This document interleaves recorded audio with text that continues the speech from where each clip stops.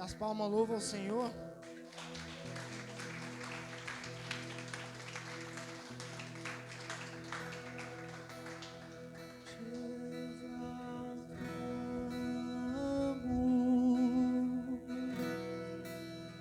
Te exaltamos,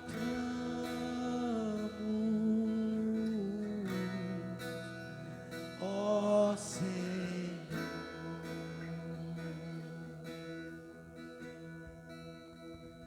Te exaltamos,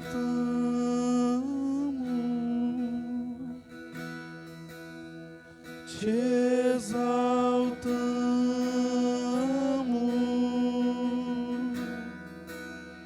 Te exaltamos,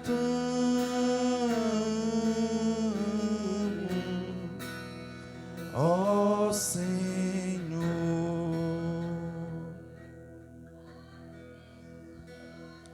Você está em um ambiente de adoração. Nunca deixe a sua mente roubar você dizendo que é só mais um culto. Sempre quando estiver nesse ambiente, lembre o que você veio fazer aqui. Não é o desencargo de consciência, não é pagar uma promessa para nós mesmos, mas é adorar o Senhor. E o que eu mais tenho esses dias ouvido de Deus é que Ele não deve nada a ninguém. Então quando nós entendemos que nós somos emissários dEle, com a missão específica, para um tempo específico, e nós sabemos o que nós recebemos dEle, que são as promessas. O maior patrimônio do ser humano, o maior patrimônio do cristão, são as promessas de Deus. Se você parar para observar quantas promessas existem, quantas promessas fora da Bíblia que nós já recebemos de pessoas que deliberou uma palavra para nós em um culto, dos nossos pais, de pessoas que nos amam, Deus te abençoe. Deus vai destravar coisas na sua vida. Tem um tempo novo entrando na sua casa, tem um tempo novo chegando na sua vida. E quando você entende que todas as promessas vêm dele, o sim e o amém, aí sim nós conseguimos entender o que é que ele de fato ele tem para nós. Abra sua Bíblia comigo na carta a qual Paulo escreveu aos Coríntios, a segunda carta,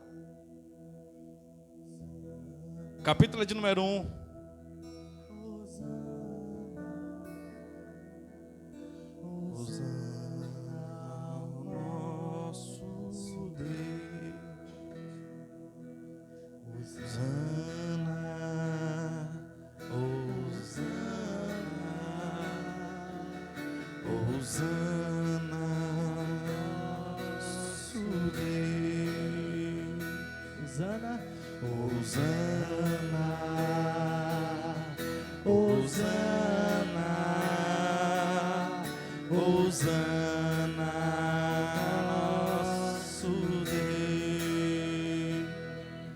Aleluias, glória a Deus. Amém, amada igreja. 2 Coríntios, capítulo de número 1, e o verso é de número 20.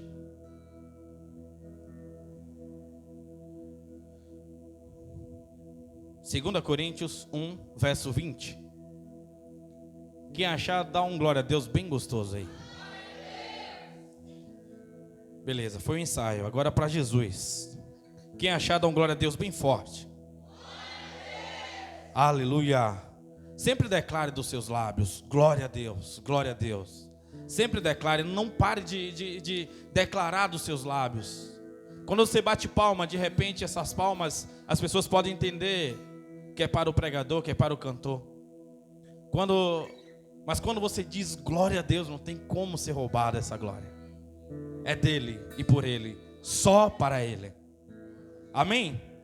Diz assim: pois tantas quantas forem as promessas de Deus, todas têm em Cristo o sim.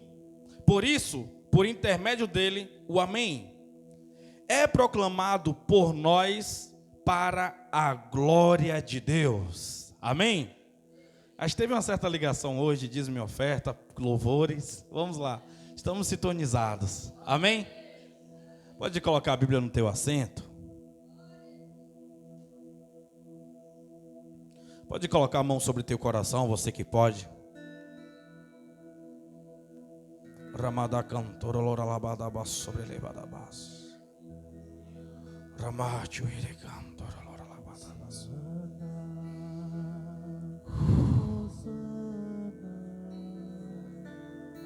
Hosana. Ó Jesus, estamos aqui reunidos nessa noite porque reconhecemos a Tua divindade, reconhecemos a Tua glória, reconhecemos o Teu poder, reconhecemos o Teu amor, a Tua paciência, a Tua longanimidade, reconhecemos todos os Teus atributos. Às vezes, Pai amado, como homem, nós queremos ver algumas coisas, Senhor.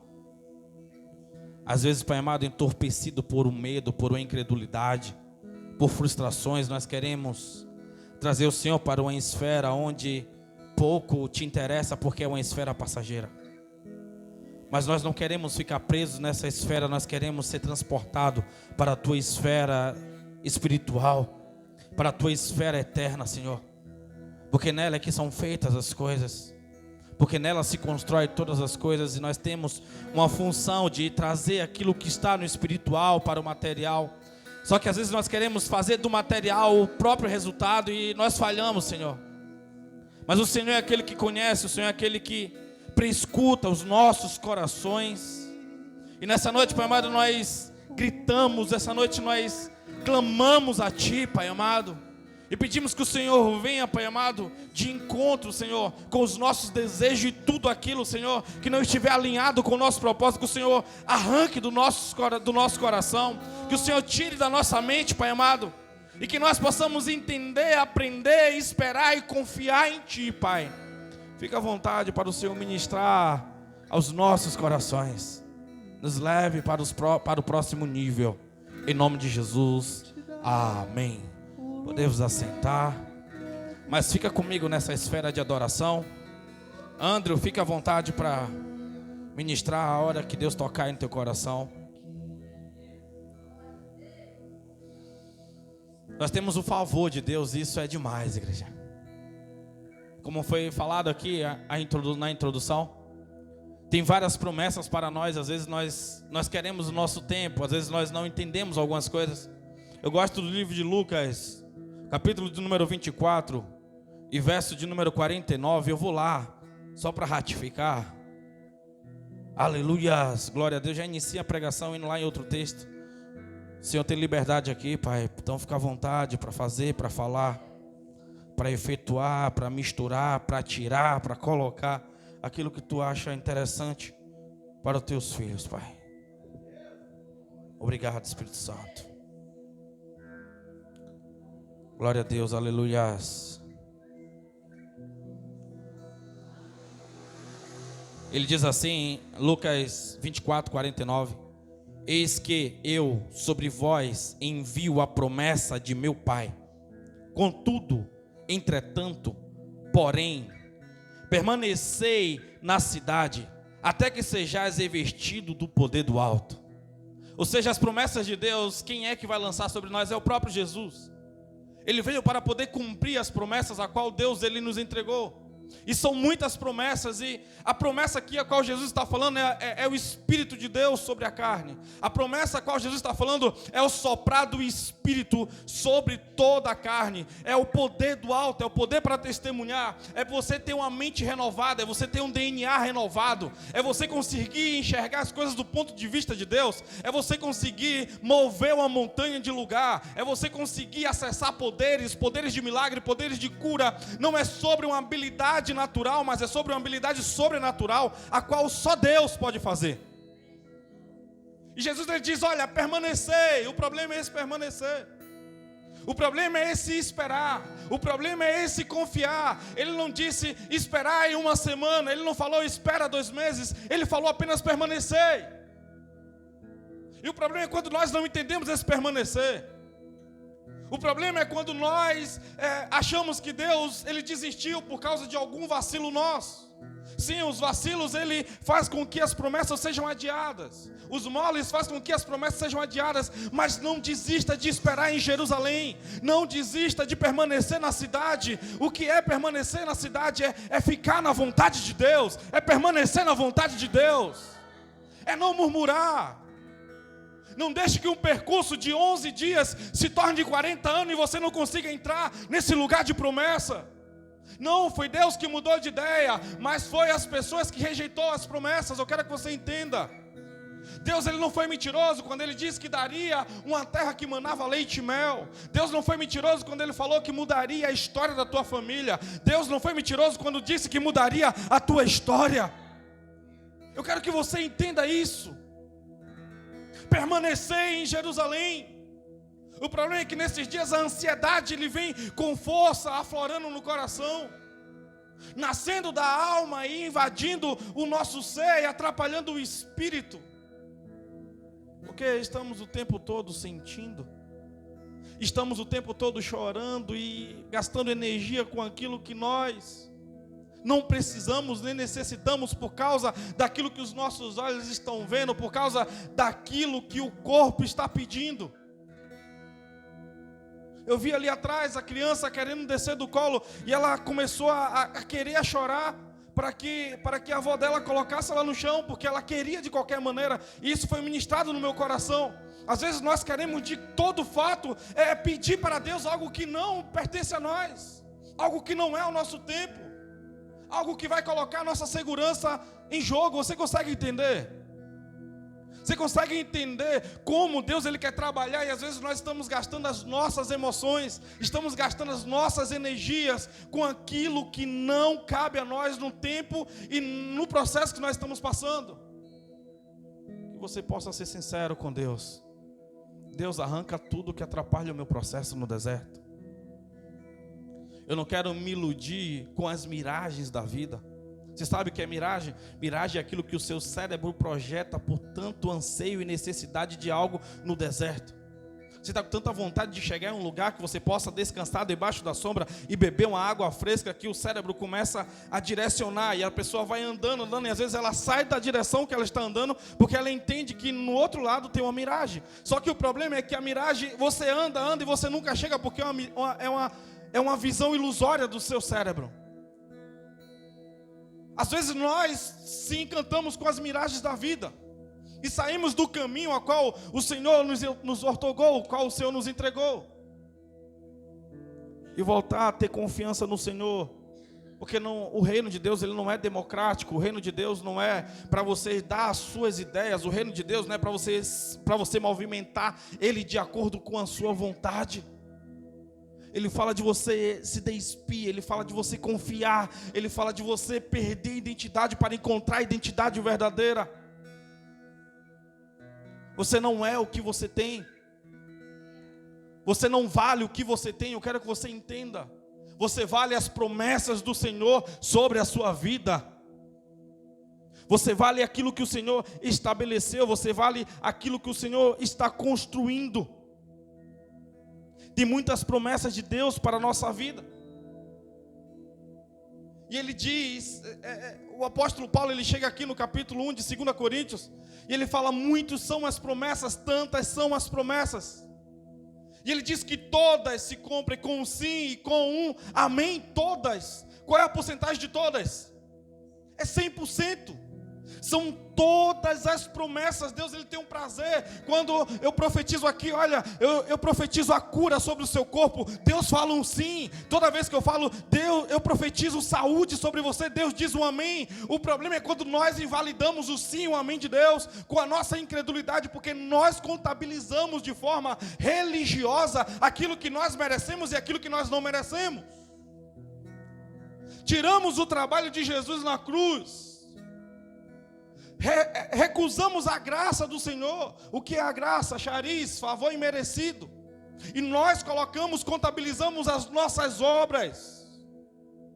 Estou fazendo jejum, então eu receberei muitas coisas. Não é pelas suas obras, é pela morte de Jesus. Entenda isso. Essa semana eu não orei, não estou com moral ou intimidade. Eu quero que você entenda. Toda vez que você tem esse pensamento mesquinho, você está colocando a força no seu próprio braço. Você está colocando confiança que o milagre é por causa de você. Não foi o sacrifício de Cristo, mas foi o seu jejum. Isso também não invalida aquilo que a igreja precisa fazer, que é jejuar e orar por amor. Quero que você entenda. Eu não estou dizendo que você tem que viver a vida de qualquer jeito e as coisas acontecerão. Mas é sobre você fazer entendendo que não depende de você, depende de Deus. É sobre você fazer porque o seu coração está queimando em amor. É sobre a intimidade. É sobre o prazer da revelação. É sobre os níveis a qual Ele vai levantando a cada grau de confiança que você tem nele, não em você.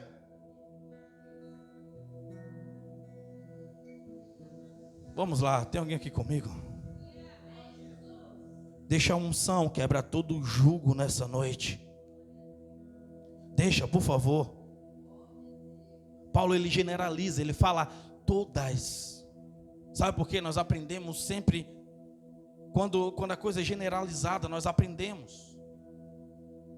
Porque eu tenho falado demais isso ultimamente, eu quero que vocês peguem isso e coloquem como uma verdade na sua vida. Nós somos guiados pelo nosso subconsciente, a Bíblia diz, nós somos guiados pelo nosso pensamento. Eu acho que todas as mensagens eu tenho falado sobre esse versículo. Porque nós somos guiados, que você querendo ou não, nós somos guiados pelo nosso subconsciente. E nós precisamos aprender a destravar a nossa mente para nós não andarmos em um campo ilusório de grades, a qual nós não temos acesso a muitas coisas, porque nós estamos esperando ainda alguma coisa acontecer para que as coisas se realizem na nossa vida. Não vai acontecer algo novo. O que precisava acontecer para as promessas se realizarem na nossa vida, já aconteceu. Um Deus morreu como homem em um madeiro. Ele ressuscitou ao terceiro dia. Ele diz que estaria conosco todos os dias até a consumação do século. Ele diz que não fomos nós que o escolhemos, mas foi Ele que escolheu a nós. Ele nos batizou, Ele nos ensinou. Nós estamos andando já nesse percurso há um determinado tempo necessário, preciso. Só que de uma hora ou outra nós somos batizados na religião e esquecemos do Espírito de Deus, porque estamos o tempo todo querendo movimentar as nossas obras. Queremos o tempo todo salientar o nosso nome. Queremos o tempo todo deixar com que eu sou merecedor. Queremos o tempo todo olhar e medir pelo nível de sofrimento e rejeição que já passamos. E esquecemos de deixar essa identidade perdida do passado. E esquecemos de focar em um futuro de promessas para nós. Talvez se eu falar aqui, olha, Deus está mandando dizer que em tantos tempos Ele vai mudar a tua história. Talvez para você vai rejeitar essa palavra. Você vai falar, já recebi tantas promessas, eu não sou nem merecedor disso. Mas talvez se eu falar para você agora, olha, lembra daquele dia que você orou assim, assim, e Deus, aí você vai chorar, sabe por quê?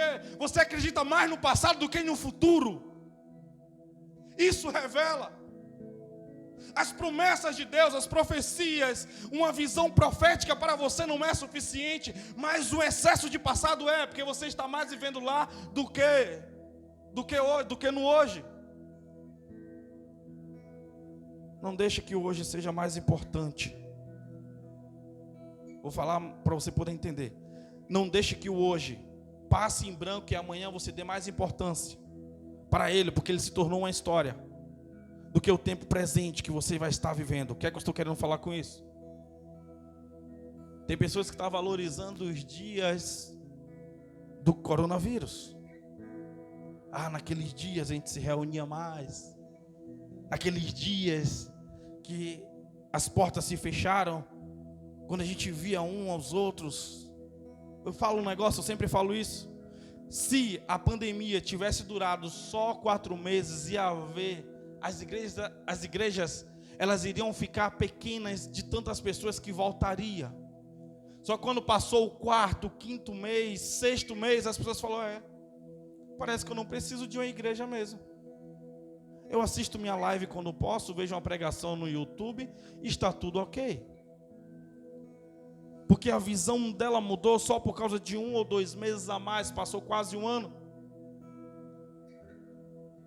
As igrejas que não estão atualizando o seu campo como para receber pessoas como um coach.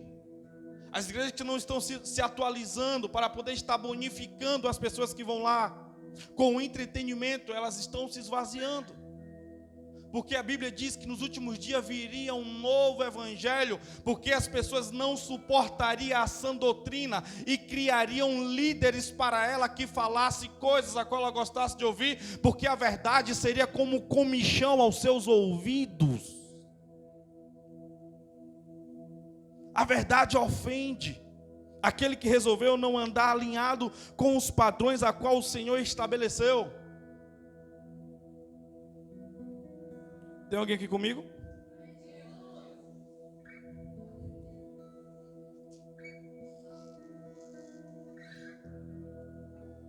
Destrava essa mente hoje.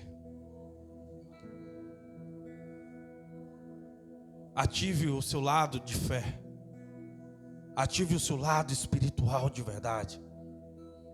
Abra sua mente e deixa Deus.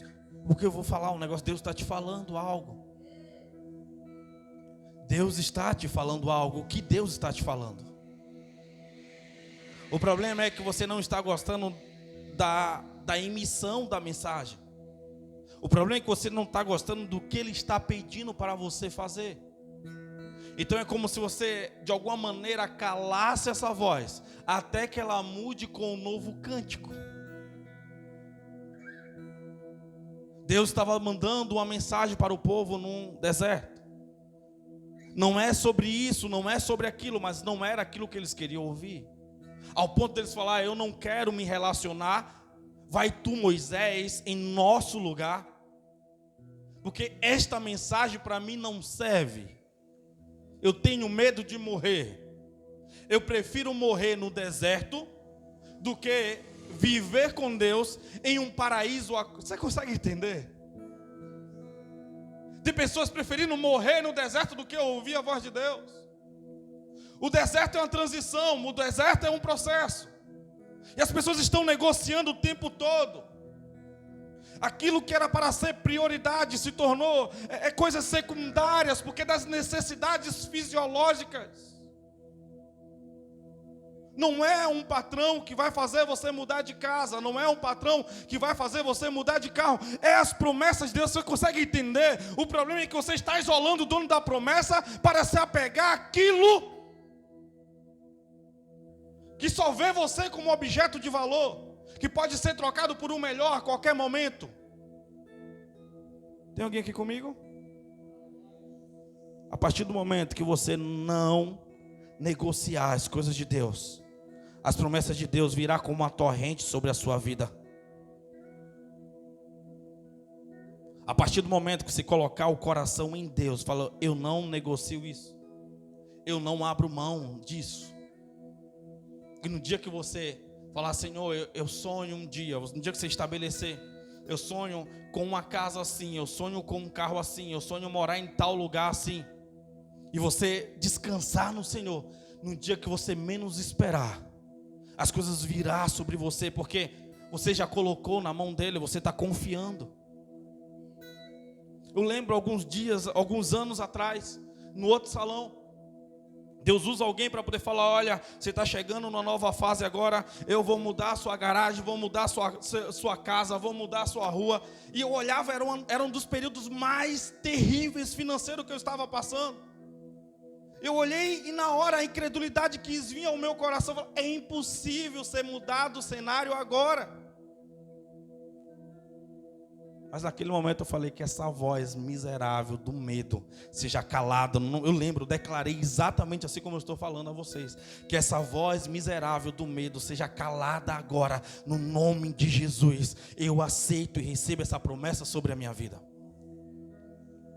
Você consegue entender? As coisas vão passando a ter uma transição. As coisas começam a ter uma diferença. Porque se você é guiado pelo medo, você não vai chegar a lugar algum. É sobre a permissão que você tem para você ir até tal lugar por causa do medo. Você com a sua falta de administração, com a sua falta de relacionamento, você só se permite ir até ali. Deus quer te levar a um patamar mais alto. Mas se Ele te colocar nesse patamar, você se perde.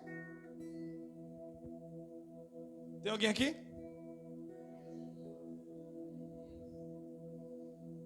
Tem gente que para se perder ele vai precisar tocar em 1 milhão.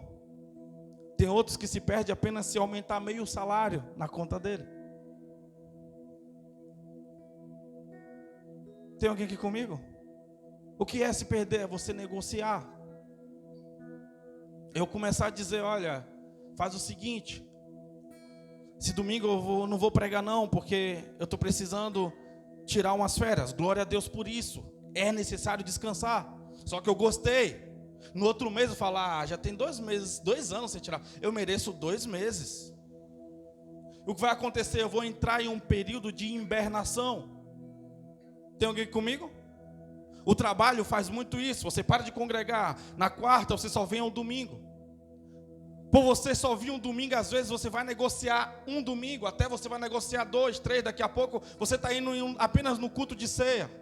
Daqui a pouco nem a ceia é mais importante. Tem alguém aqui comigo? Vamos lá. Não entre nesses modos. Não entre nesse modo férias, nesse modo descanso. Durante muito tempo, a Bíblia diz que é necessário você descansar. Porque a Bíblia diz que no 7º dia o Senhor Deus descansou. Ele precisava não, mas Ele estava estabelecendo princípios para nós. Mas é sobre você começar a negociar coisas importantes. Não, beleza, eu agora vou negociar o meu domingo, eu negocio a minha quarta, e aí agora eu começo. Igreja, eu quero que você entenda, são mínimas coisas que faz você tropeçar. Alfredo Rocha, eu gosto dessa frase desde o dia que eu ouvi a primeira vez. Não são as grandes pedras que fazem você tropeçar, porque das grandes pedras até os cegos desviam, mas são as pequenas pedras que fazem você cair. São os pequenos princípios. É por isso que a Bíblia diz: não remova os marcos antigos. Você consegue compreender? Não remova. É você quebrar princípios. Isso atrapalha das suas vitórias. Isso atrapalha as promessas do Senhor chegar à sua casa. Tem coisas que eu não abro mão. Tem coisas que eu não negocio. E no dia que eu negocio, eu fico com um sentimento de pecado. E eu não deixo esse sentimento sair do meu coração, porque eu sei que isso será um degrau para eu negociar várias outras coisas. E entra a famosa frase do nada a ver. Não, isso não tem nada a ver. Mas o reino de Deus, ele é constituído por lealdade. Quero que você entenda. Não é a habilidade que vai te levar a algum lugar. Não é sobre você saber pregar ou você saber cantar. Não é sobre você saber tocar ou saber fazer qualquer outra coisa que você faça com perfeição. Mas é a lealdade a Deus. É saber que sempre Deus ele pode contar com você. É saber que se Deus der isso na sua mão, você vai desenrolar até o fim. Não vai precisar se levantar outro. Aquele dia que Moisés falou naquele dia que Moisés falou no Monte Horebe: eis-me aqui, lá no monte, esqueci agora, Monte Sinai. No dia que ele disse: eis-me aqui, isso ali custou a vida dele. Ele morreu pelo aquele povo. Ele morreu em desobediência a Deus, mas ele foi levado pela emoção daquele povo, quando aquele povo fez ele que ficasse estressado ao nível dele tirar um princípio. O princípio era ele ter que falar com a rocha, ele fere a rocha. Num dia que você levantou a mão, naquele culto de domingo ou quarta-feira, ou seja lá onde foi, isso custa a sua vida. Eu quero que você entenda isso. Você fez um pacto naquele dia. E você fez um pacto de sangue. Ou você não foi lavado pelo sangue do Cordeiro ainda. E o mais legal é que não foi você que escolheu ele, não foi você que procurou ele. Mesmo que você tenha descido a ladeira, mesmo que você tenha subido a ladeira, mesmo que você tenha corrido, mesmo que você tenha pegado um avião, um bonde para ir até a igreja, ainda assim ele diz que foi ele que te escolheu. Ainda assim ele diz que foi ele que te chamou. Como? Você chegou naquele ambiente, você estava completamente estruturado para dizer um não, mas ele derramou um pouquinho da gota do amor dele na sua boca.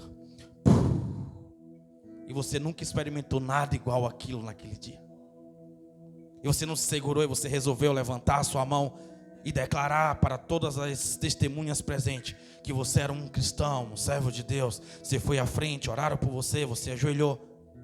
Aquele dia os anjos, os demônios foram testemunhas, pessoas foram testemunho daquele ato que você fez. E a partir daquilo começa-se a rolar uma história, a qual no começo ela foi cheia de desejo, com o coração que queimava, desejo por ganhar mais e mais pessoas, desejo de ouvir as melhores pregações, os melhores hinos, ficar preso com Jesus chorando, você não sabe nem porquê. Você dizendo que queria morrer aos pés dele, queimando, pregando, cantando, que se ele fosse, se ele achasse graça, que você seria um bom pregador, uma boa pregadora, você serviria na obra, daria a sua vida, porque era tudo que você queria. E ele olhava do céu e dizia assim: se você quer isso, eu quero o dobro para você.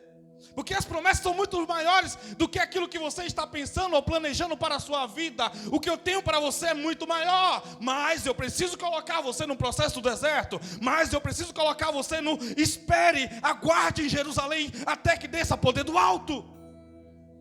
E isso você vai ter que vencer as rejeições, as frustrações, o medo, o desespero, as perseguições. E se no fim disso tudo você ainda continuar dizendo: eu tenho o mesmo desejo, o anseio, eu darei poder a você.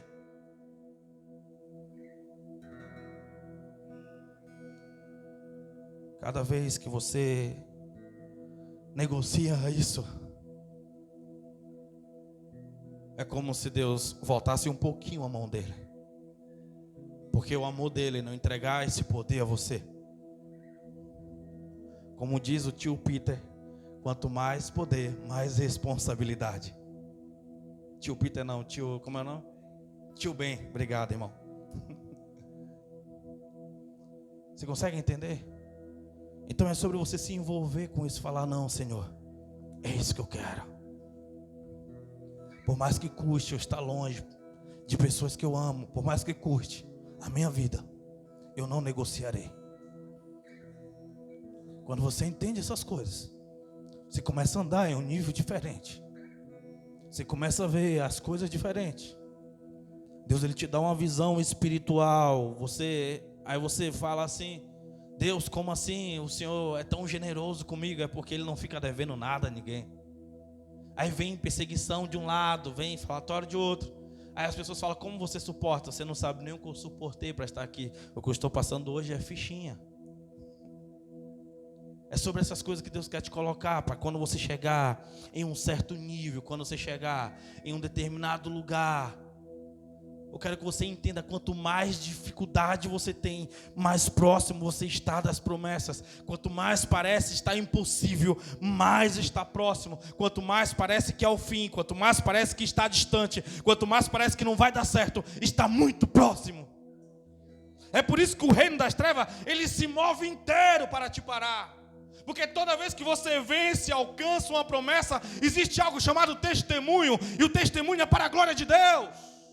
É mostrando para o ímpio, é mostrando para o ateu, é mostrando para um demônio que ainda existe um Deus cuidadoso, poderoso, generoso, rei, cheio da glória. Eles não suportam isso. E o maior poder não é a conquista, não é o obter, mas é a alegria de ser atendido por Deus. É o abraço dele, é o achego dele para você. As promessas são como um patrimônio.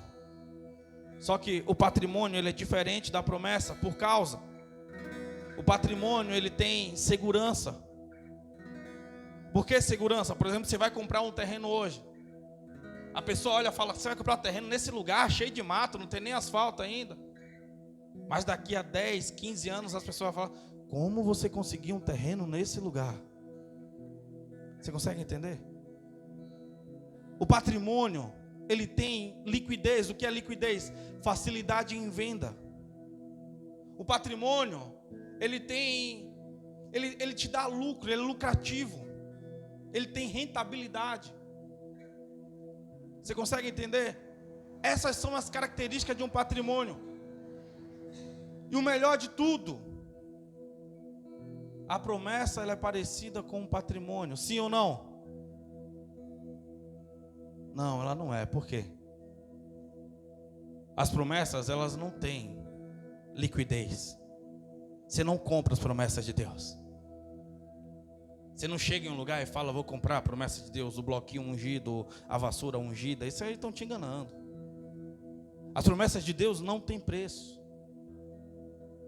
As promessas de Deus, ela não tem rentabilidade, ela não aumenta o valor com o tempo, não. Aquilo que Deus te prometeu há 10 anos, ele ainda continua de pé. Só que o melhor também é que as promessas de Deus também não regridem. Aquilo que Deus prometeu há 15 anos, ele está lá, doido para cumprir, está apostando todas as fichas que ele vai cumprir. Só que o melhor, a promessa de Deus, ele tem segurança, porque Deus não é homem para que minta, nem filho do homem para que se arrependa. As promessas de Deus, elas são eficazes, elas não falham. Eu quero que você entenda isso. As promessas de Deus, elas estão prontas para serem vividas. A partir do momento que você resolve colocar o seu coração para você viver nesse patamar. A partir do momento que você coloca o seu coração para você viver as promessas de Deus, você vai começar a viver coisas que você nem imagina. Eu quero chamar a sua atenção hoje. Eu me encontro com a igreja hoje desconfiada de Deus. Eu me encontro com a igreja hoje frustrada com Deus. E não existe ser melhor para frustrar o homem do que Deus. Deus ama nos frustrar. Eu quero que você entenda isso. Porque Deus, ele trabalha no espírito, ele não trabalha na emoção. E o problema é quando nós queremos administrar as promessas de Deus com as nossas emoções no nosso tempo, porque nós estamos achando que está perto. A Bíblia diz que quando aquele povo passou-se um tempo, e eles começaram a entrar em uma determinada terra, e Deus falava, olha, eu não quero que você olhe para a esquerda, porque eu já dei para os filhos de não sei quem. Eu não quero que você toque em tal coisa, porque é de não sei quem. Deus já tinha entregado as promessas para todos esses. Mas eles estavam andando, a tristeza estava assolando o coração deles, o medo estava invadindo, e tudo que via nos olhos dele não pertencia a eles. E eu escuto a oração daquele povo: até quando, Senhor? Até quando vamos continuar caminhando? E Deus está dizendo bem assim: olha, por mim esse percurso terminaria hoje, mas você está com os olhos na miragem. Mas já que você não está entendendo, vocês irão morrer, eu vou levantar uma geração nova. Porque vocês foram demais ensinados no subconsciente de vocês. Eu coloquei vocês na escola do deserto para vocês perderem a escola da escravidão a qual vocês passaram lá no Egito. Vocês conseguem entender? Porque nós aprendemos como? De forma generalizada. Os filhos aprendem com os pais. Por exemplo, o pai está com a mãe conversando: eu não gosto do tio fulano de tal, porque ele é assim, é assim. A criança está lá brincando, o subconsciente dela está ouvindo. Quando ela chegar na casa ela vai olhar, ela vai ter uma restrição, ela vai ver como alguém mau. Se as pessoas de confiança falam isso do tio, ela vai olhar com restrição. Ela não vai ir lá querer abraçar, ela não vai chegar entusiasmada. Aí vai dizer: tá vendo? Até nosso filho não gosta, parece que sente, não sente. Ele está sendo o tempo todo ministrado no subconsciente dele, que aquela pessoa não presta, que aquela pessoa é assim, que aquela pessoa é assado. Tem alguém aqui comigo? Somos guiados pelo nosso subconsciente. É por isso que o apóstolo Paulo está dizendo: todas as promessas vêm dele, o sim, o amém. Entenda, nós estamos aqui no culto, estamos no tempo profético que está dizendo sim, amém, mas não deixa o subconsciente ir lá e roubar isso. Já falei, vou repetir só para você ficar bem vivo no seu coração, que as pessoas estão se perdendo exatamente nisso que eu estou falando. Eu não sou merecedor. Eu não sou merecedor. E todo dia eu falo: eu não sou merecedor. Mas fazer o que? Se Jesus achou graça nos meus olhos, ele me fez ser merecedor. Então eu grito bem alto: obrigado, Jesus. Obrigado, Jesus. Obrigado, Jesus. Obrigado, Jesus. É mudar a sua mente, é você mudar o seu ponto de vista. Há um tempo atrás eu acordava, a primeira coisa que eu fazia é pegar o celular para saber se alguém ligou à noite, alguma mensagem importante. Só que dali, quando eu vi, eu já era bombardeado já de repente por uma notícia, por um negócio. E meu dia todo ele ia ficar marcado pelos aqueles primeiros, o seu dia é marcado pelos seus primeiros minutos. Então, hoje, antes de pegar celular, qualquer coisa, primeiro, Senhor, obrigado por o Senhor ter me acordado. Obrigado pelo meu lar, obrigado por essa cidade. Eu começo a agradecer, Eu não saio da cama antes de agradecer uns 2 ou 5 minutos. O espírito de gratidão, ele vem.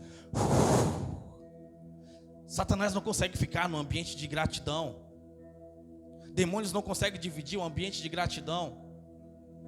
Então, depois ali eu desço, ali sim, eu vou ajoelhar e vou começar a conversar com Deus. Mas primeiro eu preparei o ambiente.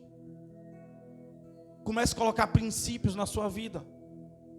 O que é que os demônios saem? Você sai de um culto como esse aqui, você chega na sua casa, Satanás ele tem de entre 2 a 5 minutos depois que você pisa dentro da sua casa para roubar aquilo que foi ministrado sobre você.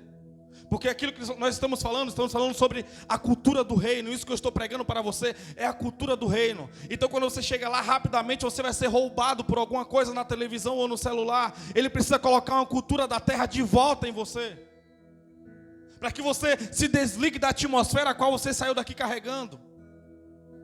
Você precisa voltar novamente para aquilo. Eu gosto daquele livro Carta do Diabo ao Seu Aprendiz, de C.S. Lewis. Ele fala que ele está perdendo já um homem que era ateu há muito tempo. Ele foi pego numa livraria, se eu não me engano, agora se tem algum tempo que eu li esse livro. E ele começa a ser ministrado ali dentro da livraria. Ele fala: eu estou perdendo o cara, peraí, eu preciso tirar ele dentro desse lugar. Aí ele está lendo, ele começa a ler e começa a ser alimentado pelaquela palavra. Ele fala: eu preciso tirar esse cara desse lugar, senão eu vou perder ele. Ele lança a sugestão: você está com fome. Se você estiver com fome, você não vai conseguir se concentrar na leitura. Ele é de fato. Vou dar uma parada aqui.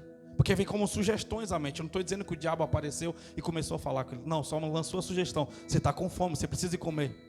Aí ele fala: quando aquele homem saiu dentro daquela livraria, ele vai encontrar com o letreiro do ônibus falando de um bairro.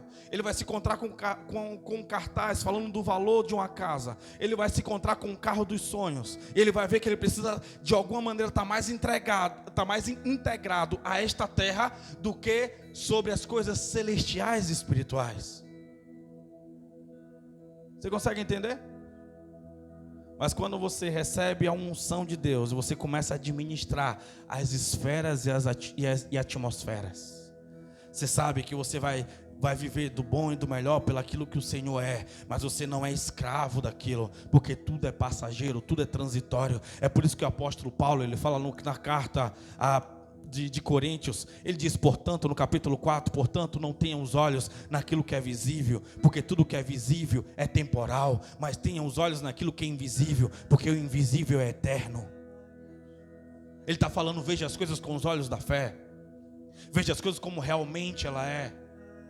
O tempo todo nós estamos movimentando as coisas, o tempo todo nós temos poder para poder transportar coisas de lugares, só que nós estamos tão presos naquilo que nós estamos vendo, que nós somos de alguma maneira engessados, limitados.